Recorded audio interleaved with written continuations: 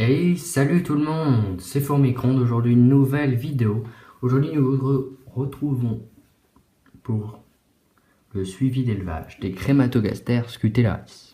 Donc comme vous l'avez vu dans le titre de toute façon, donc aujourd'hui vous voyez dans ce petit nid, vous allez me dire que je vais enlever le fameux plastique, mais qu'est-ce qu'il a fait? Il n'y a quasiment rien dedans. Pourquoi avoir mis une si petite fondation dans un si gros nid? Donc, alors c'est tout simple. Au début, j'avais leur tube de fondation et je voulais voir si elles iraient dans ce nid que j'avais fait pour elles, même s'il est en plâtre. Hein, c'est tout à fait exprès. Je sais très bien que ces fourmis creusent, mais c'est justement pour faire comme dans un état naturel qu'ils creusent. Donc, on peut voir ici qu'elles ont creusé déjà une petite galerie, ainsi que ici une autre petite galerie. Donc franchement, elles sont pas farouches, hein. Je peux taper, elles ne font rien, je ne vais pas trop les embêter non plus. Mais alors le couvain se développe très bien, je vais vous montrer ça juste après en mode macro. Donc je les nourris avec des mouches comme vous pouvez voir ici, et un pseudo miellage je fais avec du sucre, du miel, du lait et de l'eau.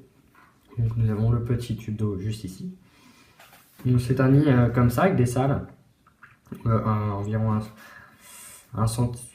c'était 0,75 cm de profondeur, donc sur tout le pourtour du nid. Donc on va se retrouver tout de suite en mode macro. Allez, à tout de suite. Donc nous voilà en mode macro. Du coup, nous pouvons bien voir le couvain. Donc on a un très beau couvain.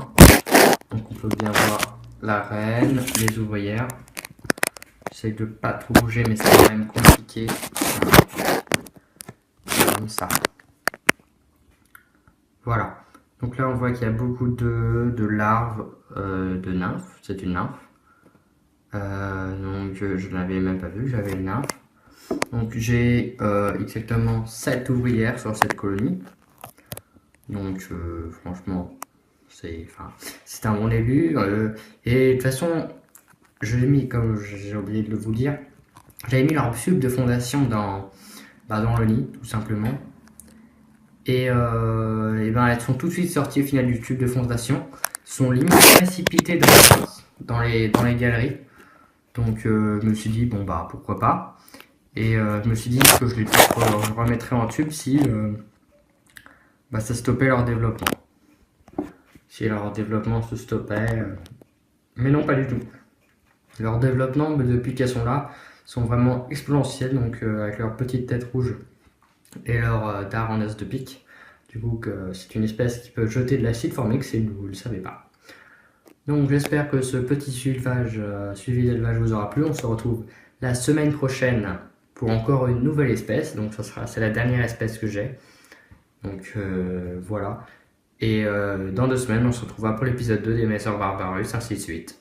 Donc j'espère que cet épisode vous aura plu. À la prochaine. Ciao, ciao.